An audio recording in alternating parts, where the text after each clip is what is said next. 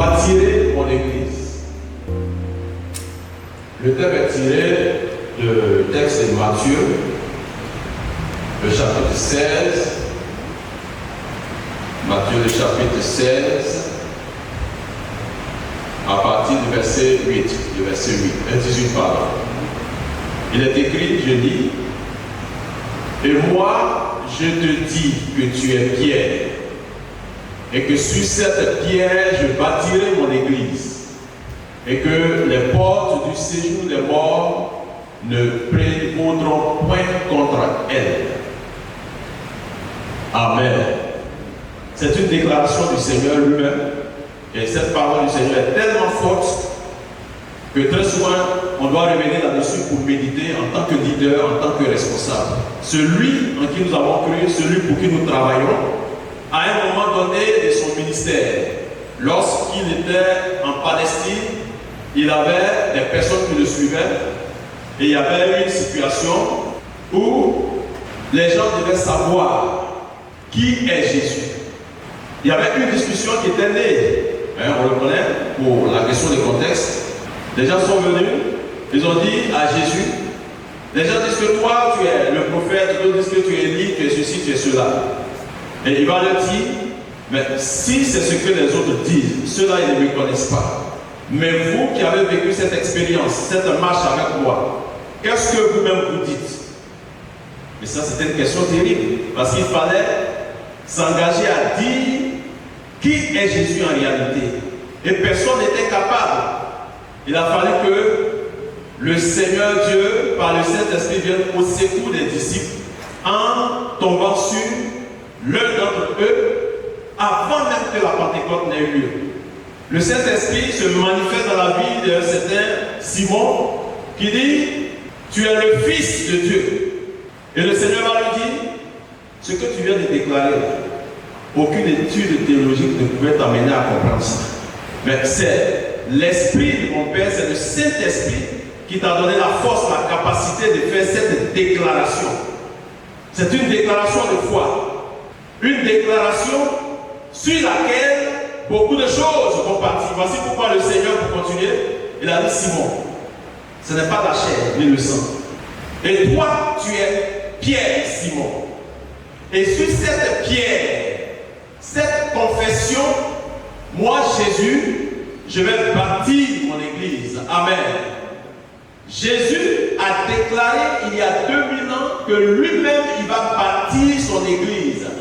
Cela signifie que l'église n'est pas une propriété d'un homme, d'un être humain, quelle que soit sa popularité, quelle que soit sa compétence, quelle que soit son importance, quelle que soit son onction. L'église est l'affaire de Jésus qui dit que moi, je vais bâtir mon église. Je vais la bâtir sur cette pierre, sur cette déclaration qui est que n'importe qui va croire que moi, Jésus, je suis le Fils de Dieu, je suis le Sauveur, mon église va être construite. C'est moi qui vais bâtir mon église. Je suis l'ingénieur principal, je suis le maître d'œuvre de cette construction-là. Je bâtirai mon église et les portes du séjour des morts ne pourront pas prévaloir contre elle. Les portes du séjour des morts ne pourront pas tenir contre cette église. Et c'est une réalité spirituelle qui doit être transposée dans notre foi. Aucune porte du séjour des morts. Les portes, est-ce que les portes se déplacent pour venir vers nous?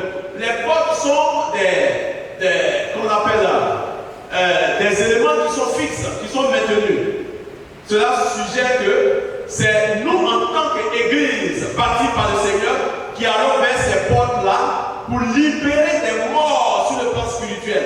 Voici pourquoi le Seigneur dit, lorsque je vais bâtir mon église sur cette déclaration de foi, aucune porte ne pourra résister. Lorsque ceux qui sont bâtis sur mon église vont vers ces portes pour libérer des morts. Voici pourquoi l'église a le pouvoir. L'église a l'autorité, dans tous les siècles et en tout lieu, de libérer des personnes qui sont mortes sur le plan spirituel à cause du péché qui a été commis. La Bible dit que la mort est venue par un seul homme, mais la vie et la résurrection viennent par Jésus-Christ.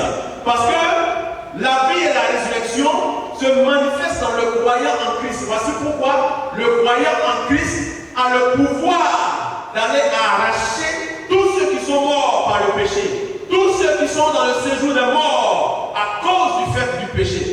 L'Église seule, dans toutes les institutions qui existent sur la terre, seule l'Église a la capacité, la compétence. Mais qu'est-ce que le Seigneur veut dire lorsqu'il dit je bâtirai mon Église? Nous allons comprendre la suite avec cette illustration, cette image que je vais donner. Nous avons très souvent vu des annonces, des revues de journaux, des publications, où il est question des immeubles qui s'effondrent, des maisons qui s'écroulent. Et les raisons de ces effondrements-là sont de diverses origines. On explique cela par le fait que les matériaux de construction ne sont pas adaptés. Et quelquefois, celui qui est mis en cause, c'est l'ingénieur ou le maître d'ouvrage.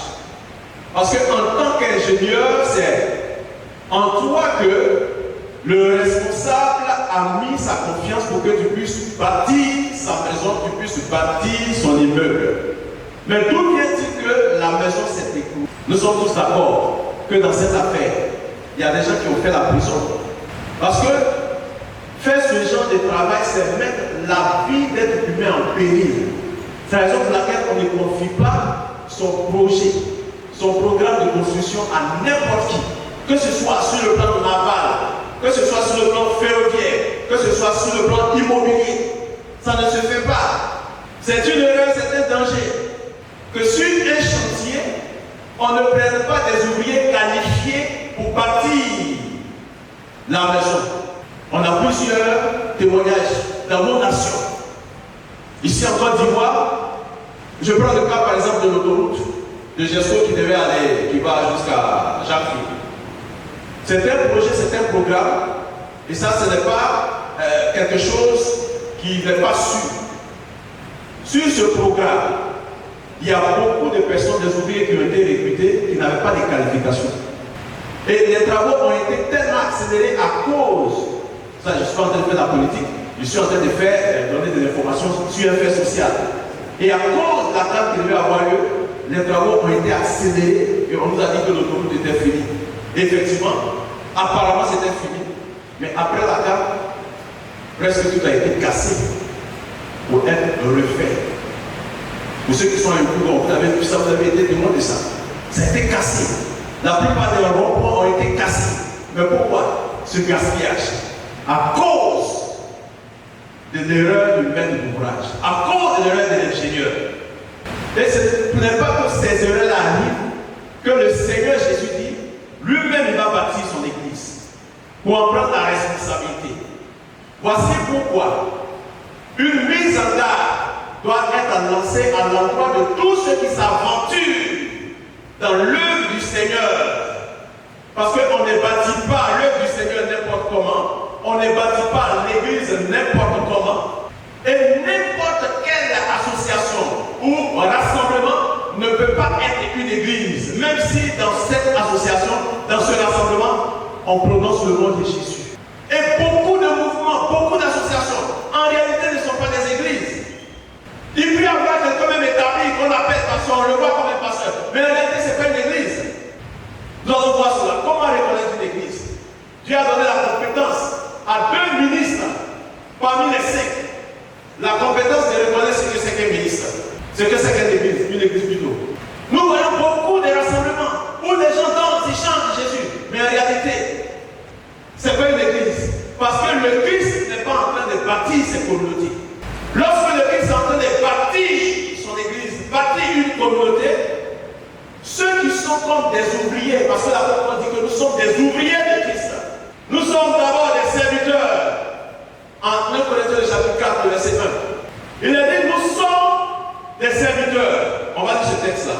Et puis je vais vous expliquer quelque chose. 1 Corinthiens chapitre 4. Ainsi donc, qu'on nous regarde comme des serviteurs de Christ et des dispensateurs des mystères de Dieu. Ainsi donc, qu'on nous regarde comme des serviteurs de Christ et des dispensateurs. Dans ce texte-là, c'est un texte grec. Voici pourquoi il faut comprendre ce que l'apôtre voulait dire en connaissant le sens du mot original. Dans ce mot, il a dit quoi dans ce texte? Nous sommes des serviteurs. Le mot serviteur ici n'a pas le même sens que le mot serviteur dans d'autres références bibliques. Parce que le mot serviteur peut provenir du grec diakonos, qui dit serviteur, ou epiretas. Pourtant, c'est le même mot serviteur qui apparaît. Ici, le mot qui apparaît ici, c'est epiretas. Nous sommes des serviteurs. Ça veut dire quoi? Nous sommes des personnes au second ordre. Parce qu'il y a un maître au-dessus de nous. Et c'est nous. Paul lui-même se met dans ce lot. Il dit un ouvrier de second ordre.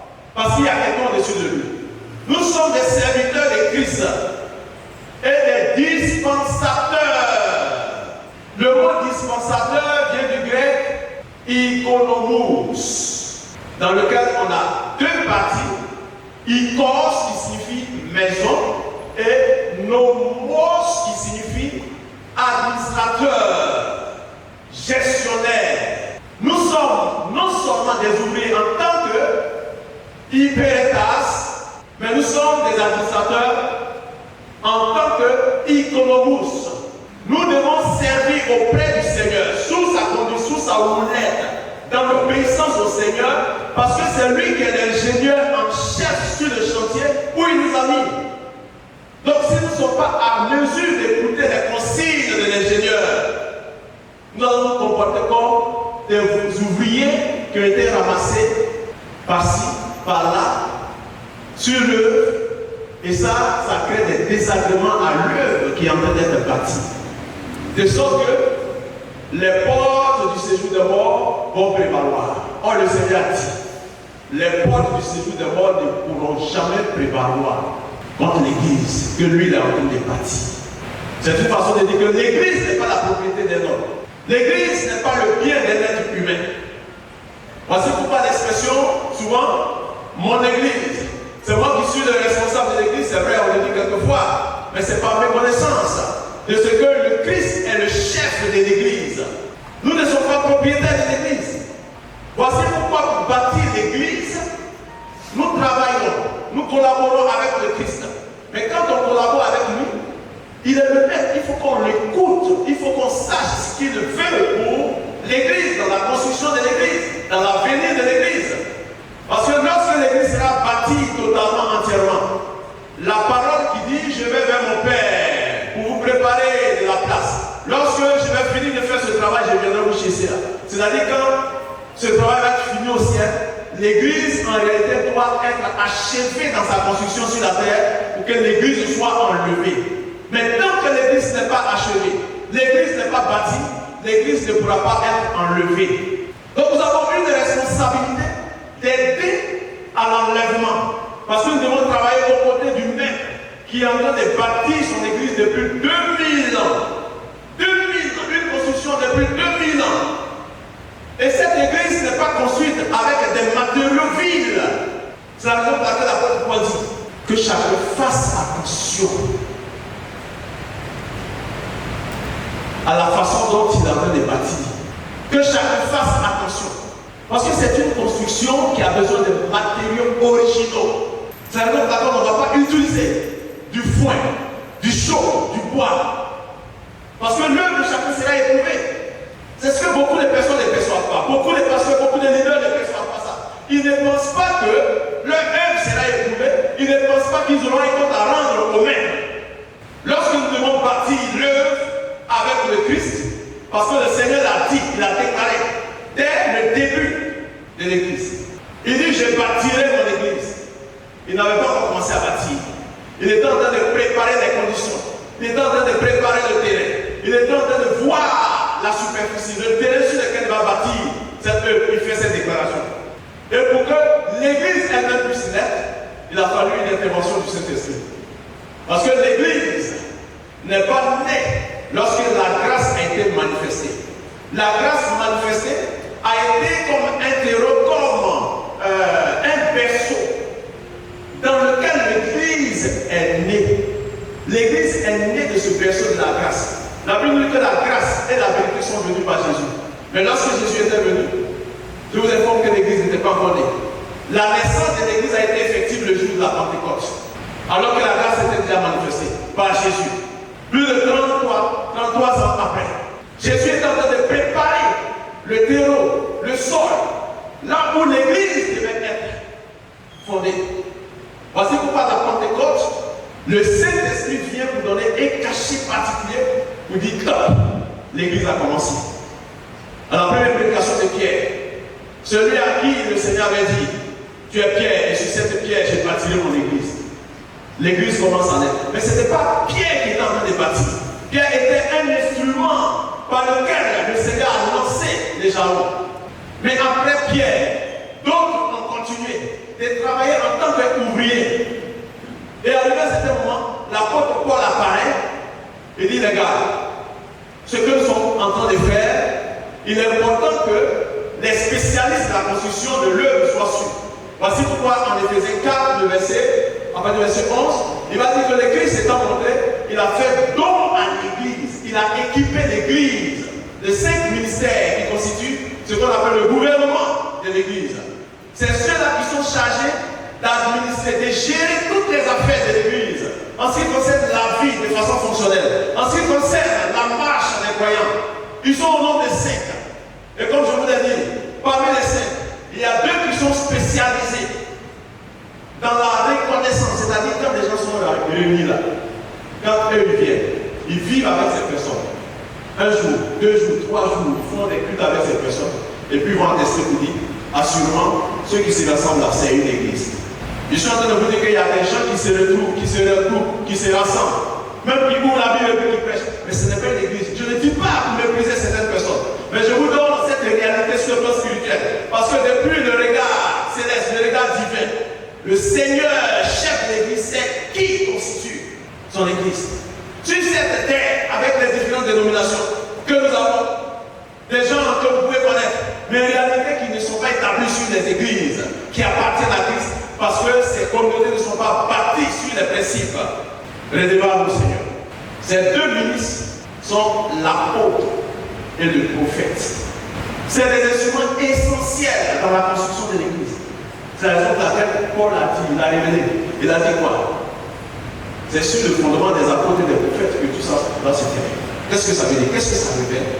Le fondement des apôtres et des prophètes. Ça veut dire quoi? Ce n'est pas une expression gratuite qui apparaît dans les textes du Nouveau Testament. Le fondement des apôtres et des prophètes nous ramène à la fondation. Ce sur quoi les choses devaient être fixées.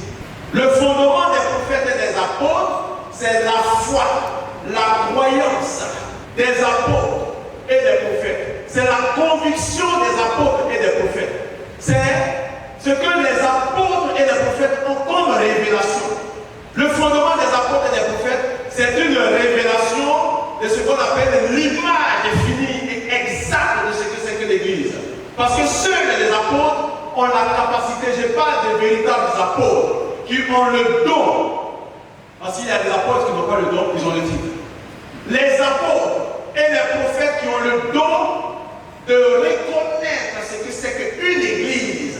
Les prophètes, parce que depuis l'Ancien Testament, les prophètes ne faisaient que rappeler, informer, annoncer, prophétiser l'avènement de l'Église dans l'ère de la grâce. Parce que les prophètes savent ce que c'est qu'une Église. Comment une Église doit fonctionner. Tous les prophètes de l'Ancien Testament, ils avaient une idée. Quand bien même qu'ils n'avaient pas pu entrer dans cette grâce, mais ils chérissaient, ils caressaient ce qui était annoncé, ce que Dieu annonçait par eux. Ils avaient une idée de ce que c'était l'Église. Et les apôtres, pourquoi? Parce que les apôtres étaient les premiers témoins. Ils étaient les seuls à marcher avec le Christ, à écouter ses enseignements, à savoir des enseignements qui viennent du Christ, à savoir comment les choses doivent être faites, comment l'Église doit être bâtie. Les apôtres savaient ces enseignements-là. Les apôtres avaient les enseignements concernant la vie chrétienne, la foi, notre identité. Les apôtres avaient cela. Voici pourquoi ils sont les deux qui ont ce qu'on appelle un fondement sur lequel l'Église doit continuer. Parce que le Christ lui-même, il est l'ingénieur en maître qui est en train de faire cette construction pendant que les autres sont en train d'exécuter. C'est le Christ qui doit dire